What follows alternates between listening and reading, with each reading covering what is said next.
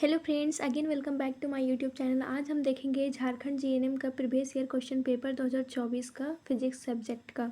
तो चलिए देखते हैं फर्स्ट नंबर क्वेश्चन। पहला क्वेश्चन हमारा क्या बोल रहा है। पहला क्वेश्चन हमारा दिया हुआ है, एक लेंस के ब्लैंक्स दिया हुआ है से होकर प्रकाश की किरण बिना किसी विचलन के गुजर जाती है। तो इसका हमारा चार ऑप्शन दिया गया है। पहला दिया हुआ है मुख्य फोकस, दूसरा दिया गया है ऑप्टिक सेंटर, तीसरा वक्रता केंद्र और चौथा हमारा दिया गया है उल्लेखित में से कोई नहीं। क्वेश्चन हमारा क्या है, एक लेंस के से होकर प्रकाश की किरण बिना किसी विचलन से गुजर जाती है। तो इसका हमारा करेक्ट आंसर क्या होगा, 31 का ऑप्शन बी। 31 का हमारा ऑप्शन बी करेक्ट आंसर हो जाएगा। एक लेंस के ऑप्टिक सेंटर से होकर प्रकाश की किरण बिना किसी विचलन से गुजर जाती है। तो इसका हमारा करेक्ट आंसर क्या हो जाएगा, ऑप्शन बी। आगे देखते हैं 32 नंबर क्वेश्चन। 32 नंबर क्वेश्चन हमारा क्या बोल रहा है, लेंस की शक्ति की एसआई इकाई है। लेंस का जो हमारा पावर ऑफ लेंस होता है, लेंस का एसआई यूनिट क्या होता है, सेंटीमीटर होता है, डायोप्टर होता है, जूल होता है या वाट होता है। तो इसका हमारा करेक्ट आंसर क्या हो जाएगा, 32 का ऑप्शन बी, डायोप्टर। लेंस की शक्ति का एसआई यूनिट क्या होता है, dioptre. Option B is the correct. आगे देखते हैं 33 नंबर क्वेश्चन। 33 नंबर क्वेश्चन हमारा क्या दिया हुआ है, सघन माध्यम से विरल माध्यम की ओर तिरछी दिशा में यात्रा करने वाली प्रकाश किरण। ऑप्शन ये दिया गया है, सामान्य दिशा में आगे बढ़ता है, सामान्य की ओर झुकता है, बिल्कुल भी नहीं झुकता है, सामान्य से दूर झुकता है। तो 33 का हमारा करेक्ट आंसर क्या हो जाएगा, ऑप्शन डी। ऑप्शन डी हमारा क्या हो जाएगा करेक्ट। सघन माध्यम से विरल माध्यम की ओर तिरछी दिशा में यात्रा करने वाली प्रकाश सामान्य से दूर झुकता है। तो हमारा ऑप्शन डी क्या हो जाएगा करेक्ट आंसर। आज आगे देखते हैं 34 नंबर क्वेश्चन। 34 नंबर क्वेश्चन हमारा क्या बोल रहा है, आयताकार कांच के स्लेब के मामले में अपवर्तन वायु कांच और कांच वायु इंटरफेस दोनों पर होता है। आपतित किरण के दिशा में निर्गत किरण है, झुकता है, लंबवत है, वापस परावर्तित करता है या समांतर। तो इसका हमारा करेक्ट आंसर क्या हो जाएगा 34 का। 34 का हमारा ऑप्शन डी क्या हो जाएगा करेक्ट। आयताकार कांच के स्लेब के मामले में अपवर्तन वायु कांच और कांच वायु इंटरफेस दोनों पर होता है। आपतित किरण के समांतर दिशा में निर्गत किरण है। तो इसका ऑप्शन डी हमारा क्या हो जाएगा करेक्ट आंसर। आगे देखते हैं अगला नंबर क्वेश्चन। अगला नंबर क्वेश्चन जो हमारा दिया हुआ है 35 नंबर क्वेश्चन। क्वेश्चन हमारा बोल रहा है, एक 2 सेंटीमीटर लंबी वस्तु को 10 सेंटीमीटर फोकस दूरी के उत्तल लेंस के मुख्य अक्ष के लंबवत रखा गया है। लेंस से वस्तु की दूरी 15 सेंटीमीटर है। प्रतिबिंब का आकार ज्ञात कीजिए। तो इसमें हमें प्रतिबिंब का आकार ज्ञात करना है। तो इसका हमारा सबसे पहले क्या हमारा देखेंगे, एच का हमारा वैल्यू कितना दिया हुआ है, 2 सेंटीमीटर।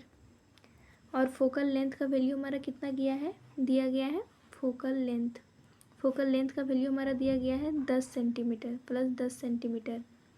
और जो हमारा ऑब्जेक्ट का डिस्टेंस u इक्वल टू हमारा दिया गया है -15 सेंटीमीटर।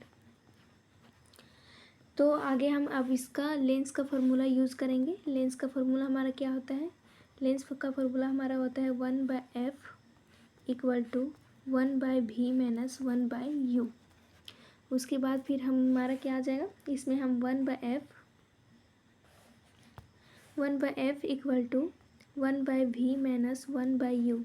तो 1/f, f का वैल्यू क्या है हमारा 1/10 इक्वल टू 1/v।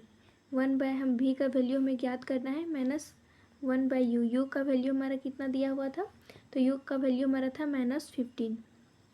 तो आगे हम यहाँ देखेंगे 1/10 इक्वल टू 1/v माइनस हमारा क्या हो जाएगा plus 1/15।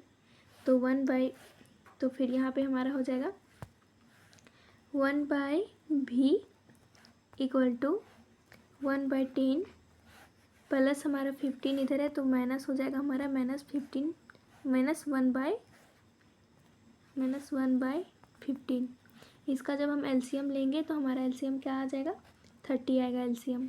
1/v equal to 1/v equal to, इसका एलसीएम हमारा 30 आ जाएगा, तो 3 - 2 हो जाएगा, तो 3 - 2 इक्वल टू 1/30। तो v का हमारा वैल्यू कितना आएगा 1/30।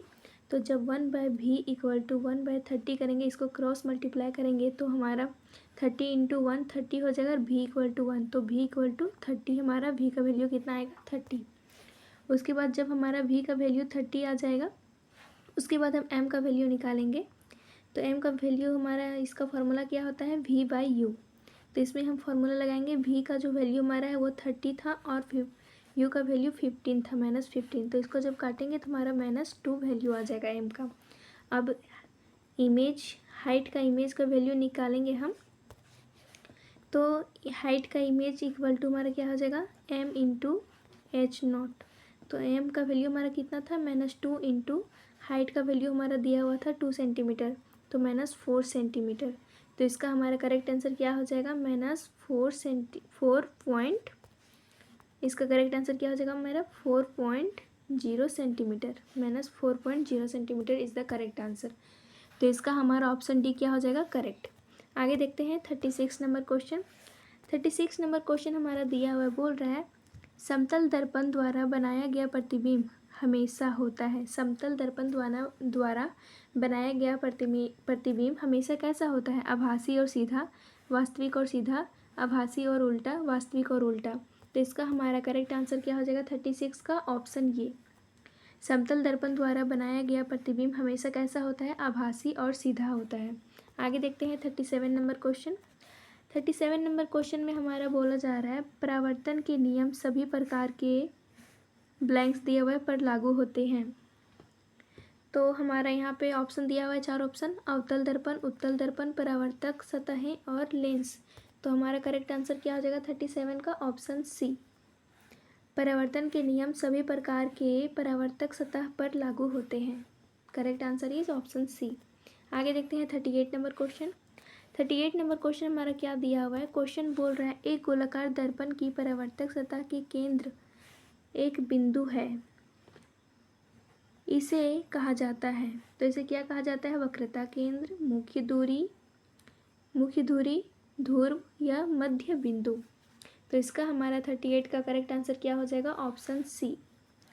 एक गोलाकार दर्पण की परावर्तक सतह के केंद्र एक बिंदु है, इसे क्या कहा जाता है, ध्रुव कहा जाता है। Option C is the correct answer of 38 number question number. आगे देखते हैं 39 नंबर क्वेश्चन।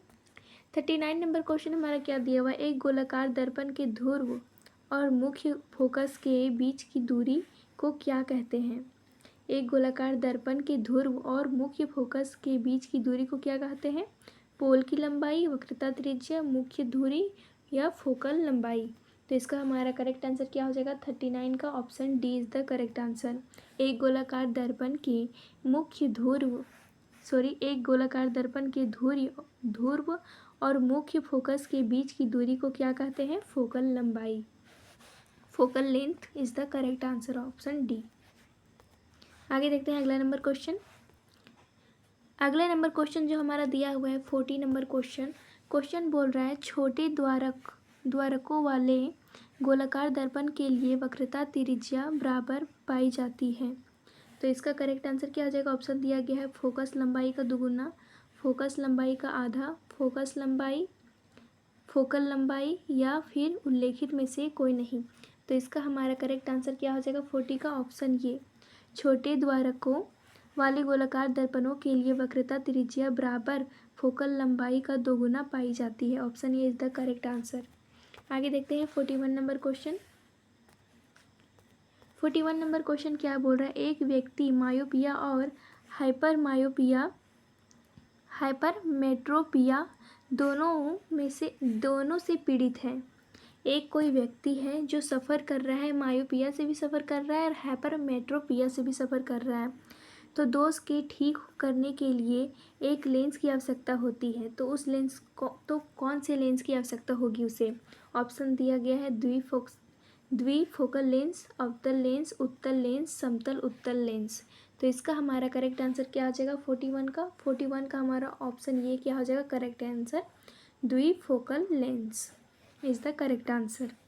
आगे देखते हैं 42 नंबर क्वेश्चन। 42 नंबर क्वेश्चन हमारा क्या बोल रहा है, एक त्रिभुजाकार कांच के प्रिज्म में इसकी दो पार्श्व फलकों के बीच के कोण को प्रिज्म का कहा जाता है। तो क्या कहा जाता है, नींव, विचलन, एंगल, कोण या फैलाव। तो इसका हमारा करेक्ट आंसर क्या हो जाएगा 42 का हमारा करेक्ट आंसर क्या हो जाएगा ऑप्शन सी। एक त्रिभुजाकार कांच के प्रिज्म में इसके दो पार्श्व फलकों के बीच के कोण को प्रिज्म का कोण कहा जाता है। Is the correct answer, option C is the correct answer. आज का लास्ट नंबर क्वेश्चन हमारा है 43 नंबर क्वेश्चन। 43 नंबर क्वेश्चन हमारा क्या बोल रहा है, प्रिज्म का अजीबोगरीब आकार निर्गत किरण को आपतित किरण की दिशा से एक कोण पर मोड़ देता है। इस कोण को क्या कहा जाता है।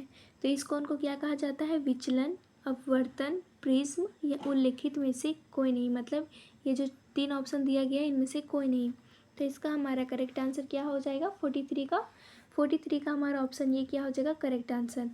प्रिज्म का अजीबोगरीब आकार निर्गत किरण को आपतित किरण की दिशा से एक कोण पर मोड़ देता है। इस कोण को क्या कहा जाता है, विचलन कोण कहा जाता है।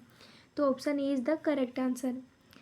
तो आई होप आपको ये वीडियो पसंद आया होगा। अगला मैं पार्ट 2 वीडियो लेके आऊँगी जिसमें मैं 60 नंबर तक सारे क्वेश्चन करवा दूँगी। ये झारखंड जीएनएम का previous year question physics subject का।